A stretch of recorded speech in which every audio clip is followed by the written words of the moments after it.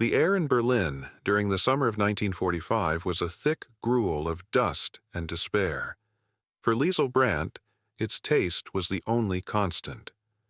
Once a student of literature at Humboldt University, she now spent her days as a Trümmerfrau, one of the thousands of women salvaging bricks from the skeletal remains of the city.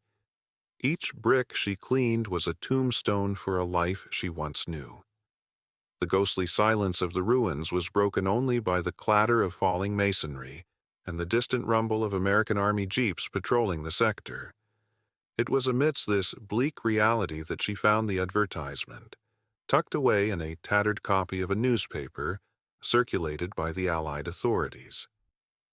Lonely American soldiers seek correspondence with honorable German ladies for friendship, possible matrimony. It felt obscene, a crude joke played on their misery. Her friend, Helga, had scoffed. "They want a souvenir cook and laundress," she'd muttered, her face smudged with brick dust. "A war trophy." But Liesl was desperate. The hunger was a constant gnawing ache, and the coming winter promised only a deeper cold. She had nothing left, no family, no home, no future. So, with trembling hands, she wrote a letter. She didn't write of the rubble or the hunger. She wrote of Goethe, of the poetry she loved, of the person she used to be. It was a message in a bottle, cast into an ocean of conquerors. The reply came 3 weeks later. It was from a Sergeant Frank Miller. His handwriting was clean and strong, his English simple but kind. He wrote of his home in Ohio, a place with green fields and endless skies, so alien to her world of gray ash. He enclosed a photograph. The man who stared back was shockingly handsome, with a square jaw, kind eyes, and a smile that seemed entirely out of place in this broken world. He looked like the heroes from the American films she'd seen before the war. From the diary of Liesl Brandt, August 12, 1945. His name is Frank. He sent a picture. "I feel a sense of shame looking at it, as if I am a child dreaming of fairy tales. He is handsome, strong. He writes of a future, a word that has no meaning here. Helga says I am a fool, that he is buying me with promises of chocolate and nylon stockings. Perhaps she is right, but his letters feel warm, like a hearth I've long forgotten. General Eisenhower has forbidden fraternization, but the rules are softening. They say men need wives and we need to survive. Is this survival, or is it the final surrender?" Liesl clutched the photograph in her small, cold room as the sun set over the jagged silhouette of the Reichstag. Frank Miller was a phantom, a promise from another universe. But he was the only promise she had. She would write back. She would say yes. She would trade the ruins of the Reich for a phantom promise. The meeting was set for a corner near the Tiergarten, one of the few places where the skeletal trees offered a semblance of shade. Liesl had spent an hour trying to make herself presentable, a futile exercise. Her dress was patched, her shoes were worn, and her face was thin from a diet of turnips and bread. She looked in a fractured piece of mirror and saw a ghost of her former self. Pride was a luxury she could no longer afford, but shame was a persistent companion. A Willys Jeep rattled to a stop, and he stepped out.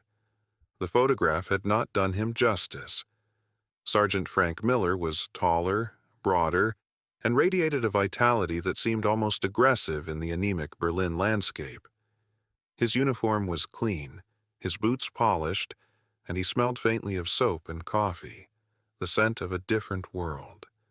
The initial shock was his sheer, overwhelming healthiness. He was a creature of sustenance and confidence, and she felt like a brittle weed in his presence. "Liesl?" His voice was warmer than in his letters. "It's really you. You're lovely." The compliment felt like a blow. Lovely was the furthest thing from what she was. She managed a small, stiff nod. "Sergeant Miller." "Frank, Please, he insisted, his smile unwavering. He held out a small sack. I brought you something. Inside were 2 bars of Hershey's chocolate, a can of Maxwell House coffee, and a pair of nylon stockings. Liesl stared at the items. It was a treasure. It was a bribe. It was a declaration of the chasm that separated them. From the testimony of Frank Miller, CIC case file, Shutter 45 B821, declassified 1978. Subject Alpha, Liesl B, met at the prearranged location. Physical condition consistent with civilian population, malnourished, dressed in worn clothing. Appears intelligent, cautious. I presented the standard goodwill package, chocolate, coffee, etc., which she accepted with visible conflict. Her gratitude was mixed with what I assessed to be deep-seated pride and suspicion. I steered the conversation toward her time at Humboldt University before the capitulation. I needed to know who she knew, specifically members of student groups or faculty with known nationalist sympathies. She was guarded, speaking only of poetry and philosophy, avoiding names. She is either innocent or extremely well-trained. Further observation is required. As they walked, Frank's questions were light, but they circled a specific theme: her past. It must have been fascinating, studying at the university during such a time, he'd say. You must have known so many bright people, professors, student leaders. I wonder where they all ended up. Liesl gave vague answers, talking about books instead of people. But a cold knot of dread formed in her stomach. His interest felt too sharp, too focused. This handsome American wasn't just looking for a wife, he was looking for something else, and she had the terrifying feeling that she was either the map or the destination. The chocolate in her pocket felt heavy, like a down payment for a service she had not yet agreed to render. The gifts continued to arrive, delivered by Frank during their carefully orchestrated meetings. More chocolate, a warm blanket, a jar of precious strawberry jam. Each item was a small miracle that made Liesl's bleak existence more bearable, and each one felt like a tightening knot. Her friend Helga watched with a mixture of envy and scorn as they worked, passing bricks hand to hand in a human chain of ghosts. He is fattening you up like a goose for slaughter, Helga hissed one afternoon, her voice a dry rasp of brick dust. Don't you see it, Liesl? These men, they take what they want. First our cities, now our women. He isn't buying a wife, he's buying a key to something, and you will be the one who gets thrown away when the door is unlocked. Liesl wanted to argue, to defend the kindness in Frank's eyes, but Helga's words resonated with a fear that was already taking root in her heart. The truth of her friend's warning became terrifyingly clear during their next meeting. Frank took her to a U.S. Army mess hall, a place of overwhelming noise and abundance. The smell of fried chicken and fresh bread was so potent it made her dizzy. Soldiers laughed and shouted around them, their faces full and rosy. Liesl sat stiffly, a gray wraith in this carnival of the well-fed, feeling the weight of 100 curious eyes. After the initial small talk, Frank's tone shifted, becoming casual, almost offhand. You know, my work has me looking through old records sometimes. From the university, he began, watching her face intently. A name kept coming up in some papers. A philosophy professor, Klaus Richter. Did you ever take one of his classes? The air left Liesl's lungs. Professor Richter. He had been a friend of her father's, a frequent guest in their home before the war. A brilliant, charismatic man who had once spoken of Kant and Hegel with such passion. She remembered the day he had shown up in a party uniform, the warmth in his eyes replaced by a chilling, zealous fire. She hadn't seen him since 1943. I think I remember the name, she stammered, her gaze fixed on a crack in the table. He was very popular. I never had him as a professor. The lie felt clumsy and thin, a paper shield against a bayonet. Frank didn't press. He simply nodded, a slight, knowing smile on his handsome face. That's a shame. He sounded like a fascinating man. The rest of the meal was an eternity of silence disguised as conversation. The delicious food turned to ash in her mouth. From the testimony of Frank Miller, CIC case file, Yadgers 45, B821, declassified 1978, Subject Alpha reacted strongly to the introduction of the target's name, Klaus Richter. Her physiological response, dilated pupils, increased respiratory rate, verbal hesitation, was indicative of deception. My assessment is that her connection to Richter is personal and significant, far beyond that of a casual student. Richter is a high-value target, suspected of organizing a werewolf stay-behind resistance cell in the American sector. Subject Alpha has now been upgraded from a source of general intelligence to a primary asset in locating him. The courtship protocol will now enter its next phase. Increased pressure is required. When he drove her back to the edge of the ruins that night, the kindness in his eyes seemed different. It was no longer a gentle warmth, but the focused, patient glint of a hunter. The handsome American suitor was gone. In his place was an interrogator wearing the mask of a savior, and she was the key he was determined to turn.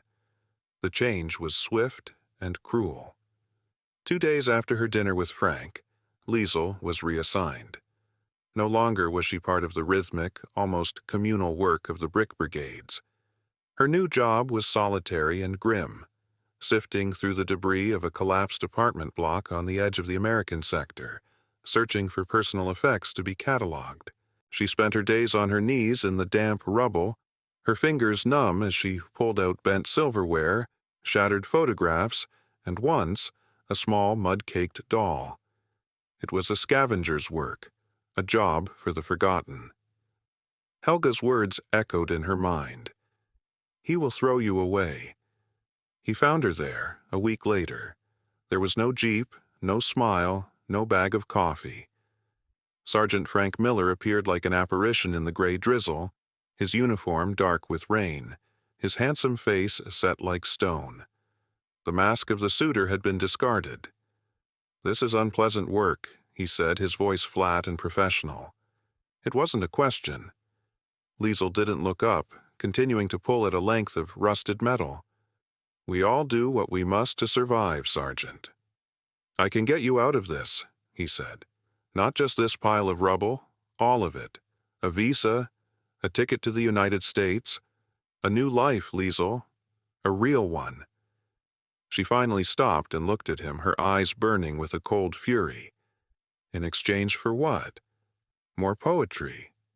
"Klaus Richter," he stated, the name cutting through the rain. "I'm not asking if you knew him. I know you did. I know he was a close friend of your father. I know he believed in creating chaos after the surrender. He and men like him are a danger to the occupation, a danger to the new Germany you're supposedly rebuilding. We believe he's hiding in this sector, planning attacks, and we believe you know where." He crouched down, bringing his face level with hers. The kindness was gone, replaced by an unnerving intensity. "This isn't a game. This is the end of the war, not the beginning of a romance. I need a location, a hint, an old family cabin, a friend's cellar, anything. You give me that, and I give you a future. You refuse, and this city has a way of swallowing people who have no friends left." The threat hung in the air, more chilling than the rain. He wasn't just an American soldier. He was the embodiment of the absolute power that now ruled her world. He could erase her as easily as he could save her. From the diary of Liesl Brandt, September 21, 1945. "He has offered me the world in exchange for a man's life. Is it even a life?" Richter embraced the darkness. He cheered when the world burned. He would see me starve before he would help me. And yet, he was Papa's friend. I remember him teaching me to play chess in our garden. That man is gone, replaced by a monster. But is it my place to be his executioner? Frank showed me his true face today. He is not a hero from a film. He is a spy, a cold man doing a cold job. And he wants to use me as his weapon, betrayal or annihilation. This is the choice he has given me, to trade a ghost from my past for a ghost of a future. I remember Papa had a small hunting cabin in the Grunewald forest. He said no one had been there in years. A perfect place to disappear. She looked at Frank's handsome, merciless face. The shock wasn't that he was a spy. The shock was that for a brief, foolish moment, she had allowed herself to believe he could be anything else. The raid on the Grunewald hunting cabin was precise and silent. As a member of the Counterintelligence Corps, Frank Miller didn't lead a platoon of loud, clumsy GIs. He directed a small professional team that moved like shadows in the pre-dawn gloom. They surrounded the dilapidated structure, their Thompson submachine guns held at the ready. Frank had no intention of a firefight. General Eisenhower's post-war policy was one of swift, decisive pacification, and men like Richter were loose ends to be tied up. There was no resistance. They found Klaus Richter inside, not as a defiant werewolf leader, but as a withered old man huddled under a thin blanket, a nearly empty bottle of schnapps by his side. His eyes, once fiery with zealous belief, were hollowed out by defeat. He looked at Frank's team with a weary resignation, as if he had been waiting for them. The handsome American soldier had expected a monster. What he found was just a man broken by his own ideology. He was arrested without a word. 2 weeks later, Liesl stood on a designated street corner, a single suitcase at her feet. She wore a simple but new dress, purchased with the money Frank had given her. She felt numb, hollowed out. She had not seen Helga since her transfer. She was alone again. Frank's jeep pulled up. He was back in his guise as the kind soldier, but she could see the truth in the lines around his eyes. He wasn't handsome to her anymore. He was a symbol of a brutal transaction. "It's done," he said softly, not looking at her. "He's in custody. He'll face a military tribunal." He handed her a thick envelope. Inside were travel papers, a visa stamped with official seals, and a ticket for a military transport ship sailing from Bremerhaven to New York. "You'll be safe. You can start over." "Did I do the right thing?" she asked, her voice barely a whisper.